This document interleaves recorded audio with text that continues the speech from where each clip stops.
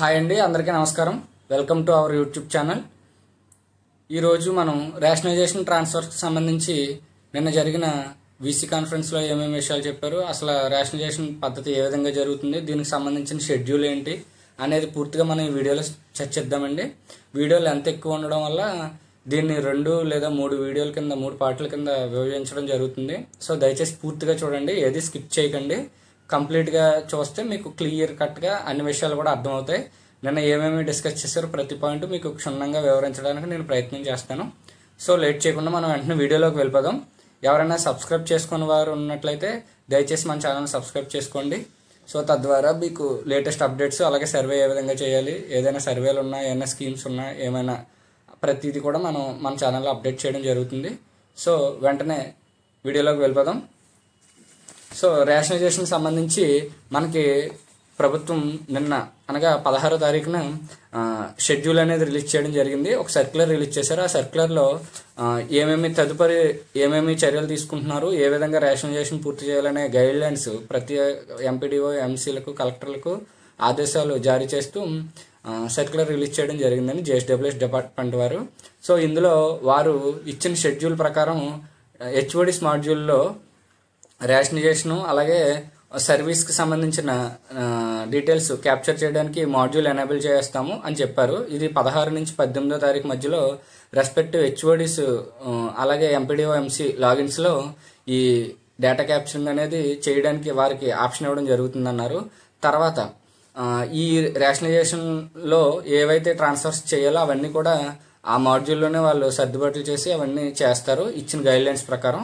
ఆ తర్వాత ఎవరైతే అంటే ఇందులో 5 years కంప్లీట్ అయిన వారికి, అలాగే రేషనలైజేషన్లో ఎస్నో ఉన్న వారికి ఈ రేషనలైజేషన్లో భాగంగా ట్రాన్స్ఫర్స్ అనేవి జరుగుతాయి. ఇవి కాకుండా ఎవరైతే 5 సంవత్సరాలు పూర్తి అవ్వలేదో వారు రిక్వెస్ట్ మీద ట్రాన్స్ఫర్ చేసుకోవచ్చు. ఆ రిక్వెస్ట్ అనేది ప్రతి ఒక్క ఎంప్లాయీ హెచ్ఆర్ఎంఎస్ మాడ్యూల్లో 22 నుంచి 24 వరకు ఎనేబుల్ చేయడం జరుగుతుంది. అప్పుడు ఏవైతే ఆప్షన్స్ ఇచ్చారో ఆ ఆప్షన్స్ని రిక్వెస్ట్ ద్వారా పెట్టుకోవడం ద్వారా మన గతంలో ఏ విధంగా అయితే 2 సార్లు ఆప్షన్ ఇచ్చారో అదే విధంగా ఇస్తామని చెప్పారు. సో దాని తర్వాత 25 నుంచి 29 వెరిఫికేషన్ అనేది కంప్లీట్ అవుతుంది. కంపల్సరీ ట్రాన్స్ఫర్ అలాగే రిక్వెస్ట్ ట్రాన్స్ఫర్ ఇవన్నీ వెరిఫికేషన్ 25 నుంచి 29 కాంపిటెంట్ అథారిటీ వారు వెరిఫై చేసి ఓకే చేస్తారు. సో ఇంకా కంప్లీట్గా ప్రతి ఒక్క గ్రీవెన్స్ దీనికి సంబంధించిన దాన్ని డిస్పోజ్ చేస్తూ 30వ తారీఖుకి కంప్లీట్గా ఈ రేషనలైజేషన్ ట్రాన్స్ఫర్ అనేది పూర్తి చేయాలి ప్యారలల్గా అని చెప్పి సర్క్యులర్లో ఇవ్వడం జరిగిందండి. సో తర్వాత 10వ తారీఖు అంటే జూలై 10వ తారీఖు లోపుగా వీరికి ప్రతి ఒక్క హెచ్ఆర్ఎంఎస్ మాడ్యూల్లో వారి యొక్క డీటెయిల్స్ అనేవి క్యాప్చర్ చేసి అప్డేట్ చేయాలని చెప్పారండి. ఇది షెడ్యూల్. ఇప్పుడు అసలు దీనికి సంబంధించి మేజర్ పాయింట్స్ ఏంటి అనేది మనం ఒక్కొక్కటిగా సర్క్యులర్లో ఇచ్చిన దాని ప్రకారం మనం చూద్దామండి. సర్క్యులర్ 16వ తారీఖు ఇవ్వడం జరిగింది. దీని ప్రకారం ముందు ఇచ్చిన GO number 1, GO number 3, GO number 4 అలాగే జీవో నెంబర్ 5 ఈ 4టిని బేస్ చేసుకుని మనకి పొజిషన్స్ ఫిక్స్ చేయడం జరిగింది. అలాగే రేషనలైజేషన్ సంబంధించి కొన్ని ప్రిన్సిపల్ గైడ్ లైన్స్ ఇవ్వడం జరిగింది. ఈ విధంగా జనరల్ పర్పస్, స్పెసిఫిక్ పర్పస్ కింద మనకి ఇవ్వడం జరిగింది. వీటికి సంబంధించి క్షుణ్ణంగా మనం ఆల్రెడీ గతంలో వీడియోలో ఈ జీవోలకు సంబంధించి కూడా మనం వీడియో చేసాం. ఆ వీడియో చూస్తే మీకు అందులో ఎవరికి ఎస్ పెట్టారు, ఎవరికి నో పెట్టారు, పొజిషన్ ఫిక్సింగ్ ఎలా చేశారు ఏంటనేది మనకు ఉంది. ఆ పొజిషన్ ఫిక్స్ చేసిన దాన్ని బేస్ చేసుకుని ఇప్పుడు రేషనలైజేషన్ ఎలా చేయాలి అనేది ఒక సర్క్యులర్ అనేది నిన్న 16వ తారీఖున జారీ చేయడం జరిగిందండి. సో ఇందులో భాగంగా ఏమేమి ఇన్స్ట్రక్షన్స్ ఇచ్చారు ఏంటంటే 5 సంవత్సరాలు పూర్తయిన ప్రతి ఒక్క ఫంక్షనరీని ఆటోమేటిక్ వేకెంట్గా చూపించాలి.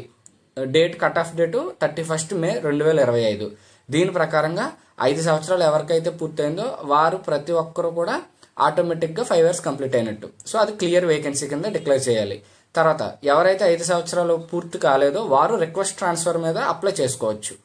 తర్వాత 3వ పాయింట్ ఏంటంటే ఎవరికైతే మనం పోస్టింగ్ ఇస్తామో వారికి నేటివ్ మండలి ఇవ్వకూడదు. అంటే ఎక్కడికి వేరే చోటకి కదిపినప్పుడు ఎక్కడైతే ఇస్తున్నారో అక్కడ నేటివ్ మండలి అవ్వకూడదు.